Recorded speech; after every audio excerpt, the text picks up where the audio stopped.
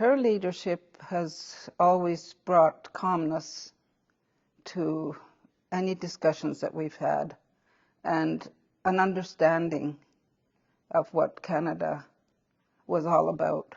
In fact, she said her second home was Canada, and she didn't shy away from commenting on issues that were, for instance, related to indigenous peoples in Canada.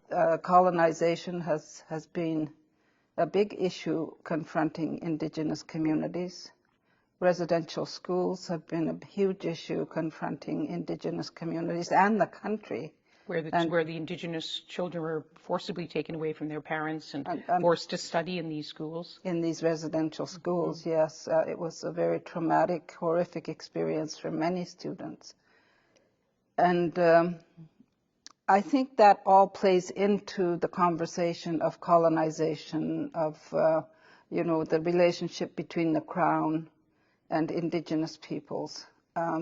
Not just in Canada, but in other parts of the world as well, especially in some of the Commonwealth countries.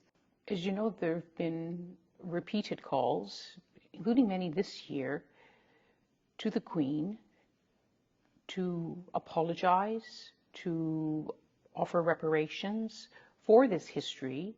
Could she have done more? She was loved by Canadians and Indigenous Canadians.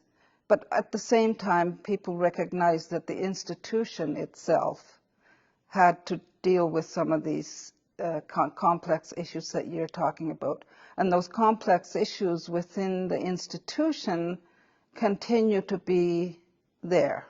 Knowing that the King Charles, when he was here, really did talk about those issues. I just believe that, having been part of the conversations a few months ago, that the King will be ready to have further discussions. Could it be a new beginning with King Charles III? I think it's a renewed beginning. It's a huge issue for us right now. And the fact that the King has said that it's a fundamental issue, yes, hopefully this will be a renewed process for us. Would an apology help? You know, an apology is something that has to be more than words. An apology has to be followed by action. So, what kind of action?